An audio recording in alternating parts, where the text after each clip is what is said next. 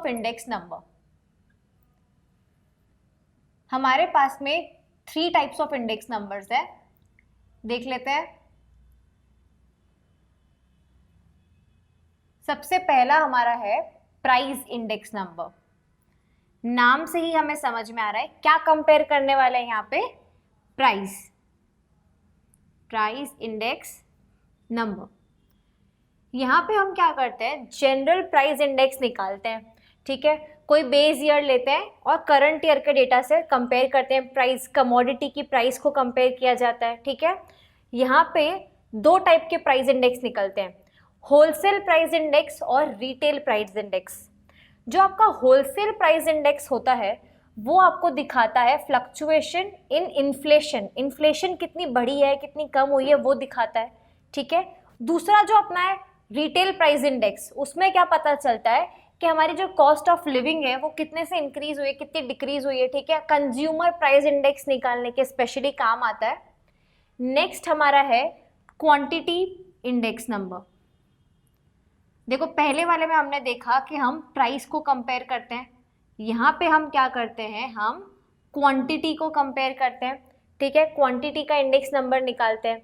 आप पहले कितनी क्वांटिटी कंज्यूम करते थे या परचेज करते थे या सेल करते थे, ठीक है, कितना बेचते थे, और अब आप कितनी क्वांटिटी परचेज कर रहे हो, कंज्यूम कर रहे हो, सेल कर रहे हो, तो उसका इंडेक्स नंबर निकलेगा quantity index number.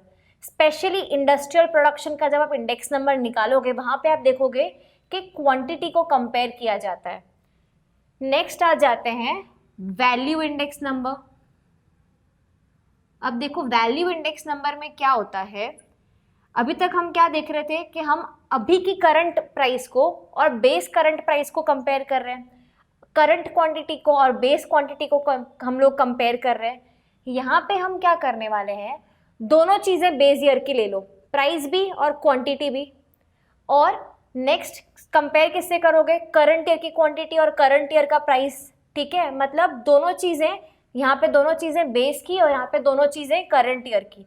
That means current year का क्वांटिटी और करंट ईयर की प्राइस एंड बेस ईयर का क्वांटिटी और बेस ईयर की प्राइस, उन दोनों का जब हम कंपैरिजन करते हैं तो उससे हम बोलते हैं वैल्यू इंडेक्स नंबर। अब आगे चलते हैं, प्राइस इंडेक्स नंबर हमारा मेन है तो हम इसकी फॉर्मूलाज और इसके मेथड्स देख लेते हैं।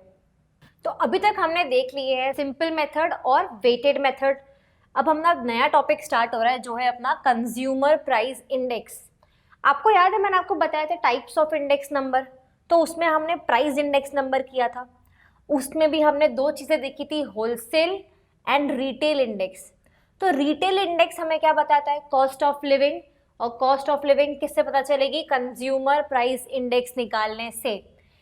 इसका मतलब ये है कि आप अपना स्टैंडर्ड ऑफ लिविंग मेंटेन कर रहे हो, पर उस स्टैंडर्ड ऑफ लिविंग को मेंटेन करने के लिए आपका जो पैसा लग रहा है, जो आपका प्राइस आप पे कर रहे हो, उसमें पहले क्या प्राइस पे करते थे और अब क्या प्राइस पे कर रहे हो, उसका डिफरेंस हम पता लगाएंगे, है ना। जैसे मैं पहले भी 5 किलो बासमती चावल खाती थी, अभी भी 5 किलो बासमती चावल ही खाती हूँ, ठीक है। 5-6 साल हो चुके हैं मैं खा ही रही हूँ, मेरी स्टैंडर्ड ऑफ लिविंग मेंटेन हो चुकी है। पर पहले मैं क्या प्राइस पे कर रही थी और अब मैं क्या प्राइस पे कर रही हूँ, ठीक है। तो वो मेरा स्टैंडर्ड ऑफ लिविंग मेंटेन करने का जो पैसा लग रहा है वो कितना इंक्रीज हुआ है या कितना डिक्रीज हो रहा है, वो हम पता लगाते हैं कंज्यूमर प्राइस इंडेक्स में, ठीक है। इसकी नीड क्या है, पहले तो देखो ये हमें निकालना क्यों ज़रूरी है। सबसे पहले तो देखो कि हमारे पास में इन जनरल जो हमें पता है 3 क्लासेस ऑफ पीपल होते हैं, 3 क्लासेस ऑफ पीपल है। पहले तो है रिच, फिर मिडिल क्लास, फिर पुअर। अब ये तीनों क्लासेस जो होती हैं ये अलग टाइप की कमोडिटीज़ कंज्यूम करती है जिनके प्राइस भी डिफरेंट होते हैं। जो पुअर होगा वो बेचारा दूध पीता होगा, हम लोग पनीर खाते हैं। कोई अमीर होगा तो वो कुछ और भी करता होगा, साथ में पनीर घी सब कुछ लेता होगा। तो ये सारी कमोडिटीज़ डिफरेंट है, इनके प्राइस भी डिफरेंट होते हैं, ठीक है। तो हमारा वहाँ पे कंज्यूमर प्राइस इंडेक्स हम एक नहीं निकाल सकते, डिफरेंट क्लास ऑफ पीपल के लिए डिफरेंट कंज्यूमर प्राइस इंडेक्स निकालना ज़रूरी होता है।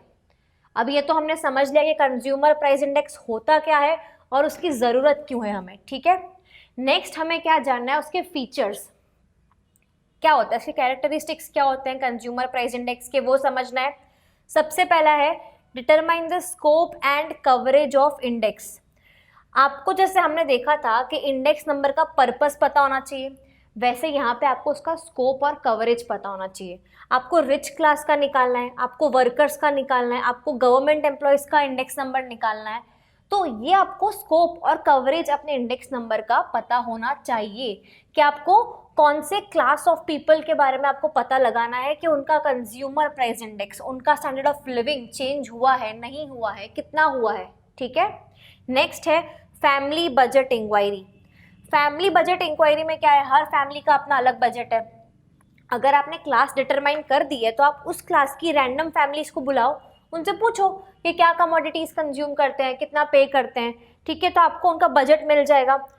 पर आप उनको ऐसे टाइम पे बुलाओ जो आपका नॉर्मल पीरियड है। दैट मीन्स सपोज जैसे अभी पैंडेमिक चल रहा है तो पैंडेमिक में बुलाओगे तो नहीं चलेगा, है ना, कोविड चल रहा है, सपोज सुनामी आके चली गई, फिर आप लोगों को बुला रहे हो कि आओ और बताओ आप क्या परचेज करते हो, क्या कमोडिटी खरीदते हो, नहीं, ऐसे टाइम पे नहीं बुलाना है। आपको बुलाना है जब आप एक कोई नॉर्मल पीरियड चल रहा हो, सब कुछ नॉर्मल हो, सिचुएशन नॉर्मल हो, अच्छा चल रहा हो, तब आप लोगों को बुलाओ, उनसे पूछो क्या कमोडिटी खरीदते हो।